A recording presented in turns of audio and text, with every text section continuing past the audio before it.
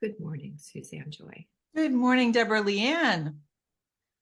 I am really coming from a space of not being very cognitive.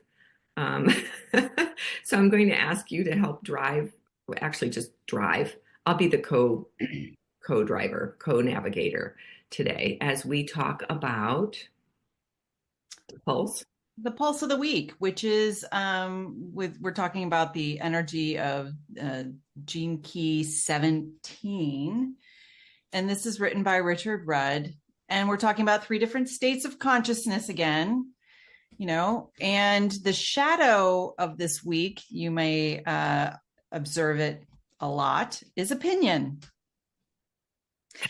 And it plays in a reactive state as well as a repressive state. So the self repressive state would be self-critical, of course, and then the reactive state would be very opinionated, somebody just thinking that theirs is the way to be. And then out of all of that opinion comes far-sightedness, and that's when we open up our heart and we can recognize and stay open to the possibility of other people having different ways of looking at the world, different perspectives. And so you start feeling into your heart center, and you don't take things so personally, and you don't, you really don't take it so seriously. Yeah, and for me, I want to just speak to that because this is in my profile and I've been playing with it for a long time. And the self-critical was the direction I went in more. I Mhm. didn't become opinionated until I got older because before then I didn't feel like I had an opinion because I was so self-critical about what I said and did, like, oh, is that right? And what are they going to think of me and all of that. So there was a lot of that. And it was also it's in my EQ. So it's in those early teen years, which is just so, I was just so, oh, I'm not, I'm not developing breasts quickly enough. I'm not doing this. What's wrong with me? I'm not, blah. It was so, uh, like I couldn't see myself with compassion and with kindness. So there was a lot of that go. So that was the direction that my shadow went in at that time. And I feel like when I grew into the gift more and more, there's this softness of, oh, look, you just did that. That's not, is that the way you want to be? Maybe not. Let's try a different way, or it was a kindness about the shape of my body or what the lines in my face were or the gray hairs. I mean, it was much more kind. And I also, in doing that, have been able to notice that I'm able to hear other people's viewpoints that are very different and not flip out like they're wrong. I'm right, they're wrong. So I just want to Well, speak to that.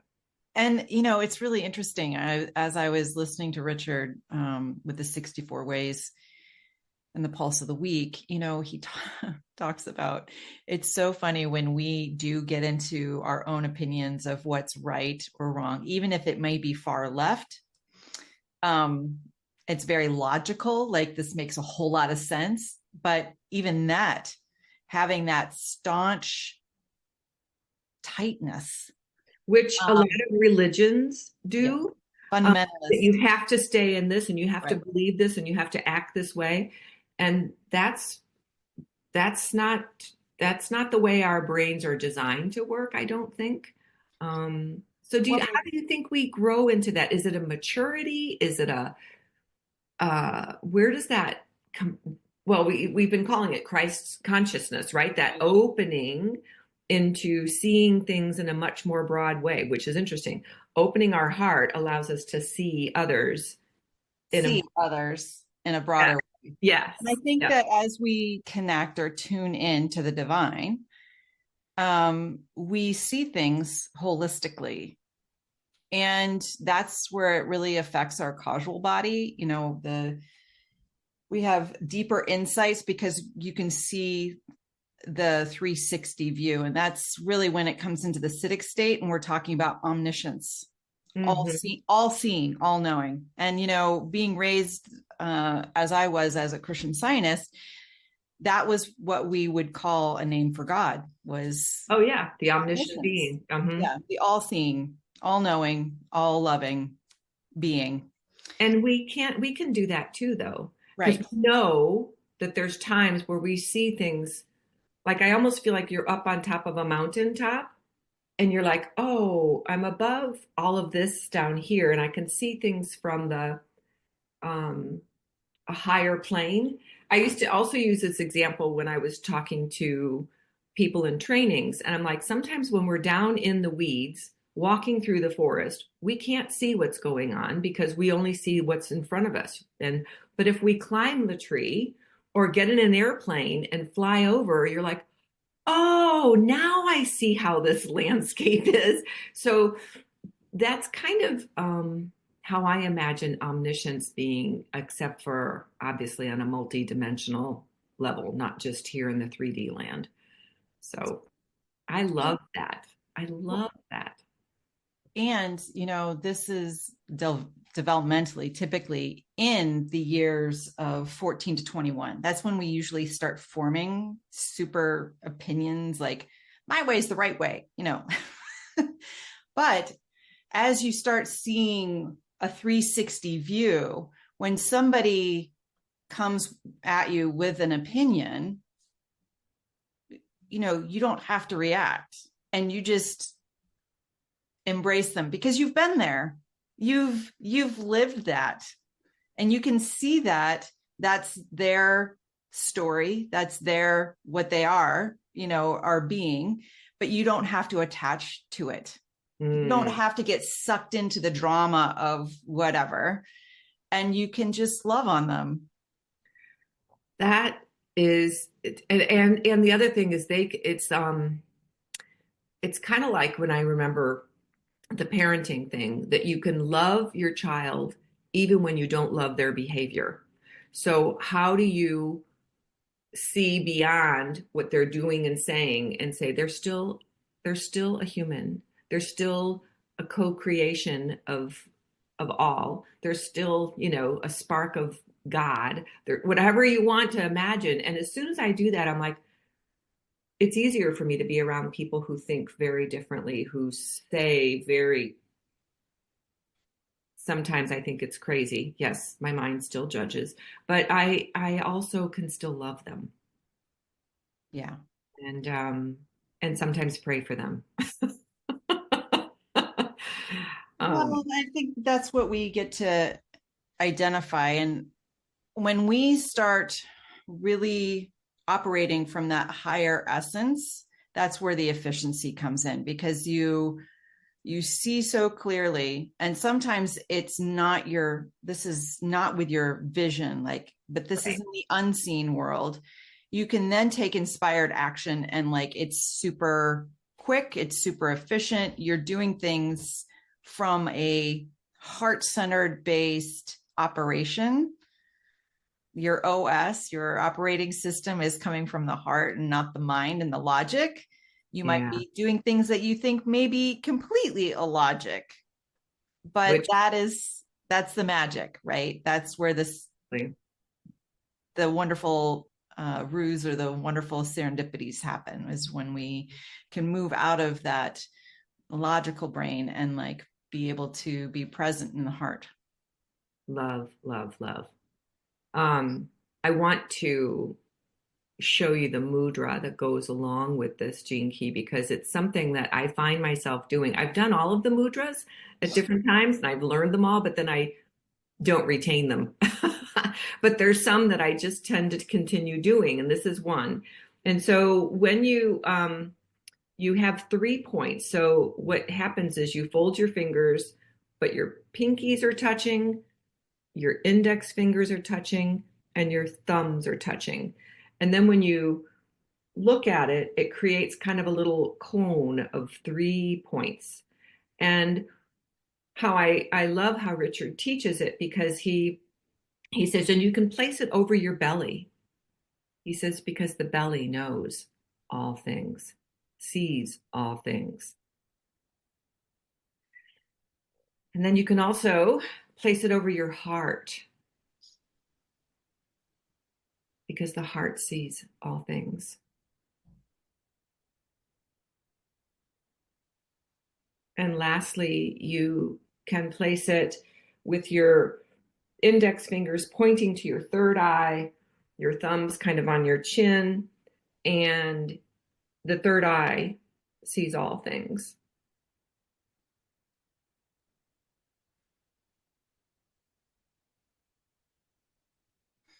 And taking a few breaths in each of those places allows us to open into that gift and that Siddhic state, because that's actually the city of, I mean, it is the mudra of the city. It is the omniscience, or as Richard says, omniscience, which I love. So, and I want to share a musical note, which is an A note that is connected to our third eye. Oh, yeah, because you were doing that earlier when I was doing the mudra, when I was practicing.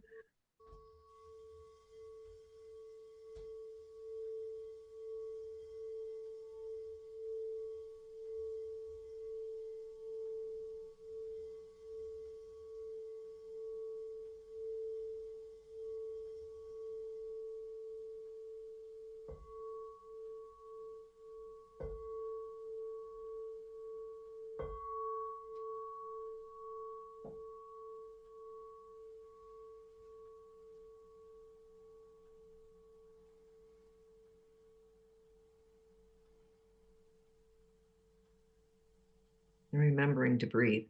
Yes. Remember to breathe. I noticed I was like focused on listening, and then I was like, oh, breathe, Deborah, breathe the sound in. Breathe the sound in. Thank you. That was beautiful. And a card for us today. To close, I'm feeling the Infinite Self Oracle deck written by Patricia Wald Hopkins. I feel like a card wants to jump out of there. Top, middle, or bottom? Middle. Okay. And today we have erotica. That's interesting. Oh, I love her. This is about the love revolution. And it's about empowerment. And commit to the love of your body.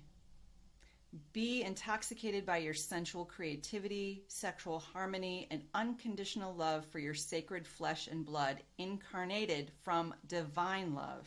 You can find support from essences of cacao, cardamom, nutmeg, cinnamon, patchouli, and rose. And just think about how this key this week relates to this card, and really understanding your heart-centeredness, your ability to be in your body and love the space that you're in, the skin you're in, right? And getting back into that love center that is your capital. Empowerment. I love that. And really cherishing that.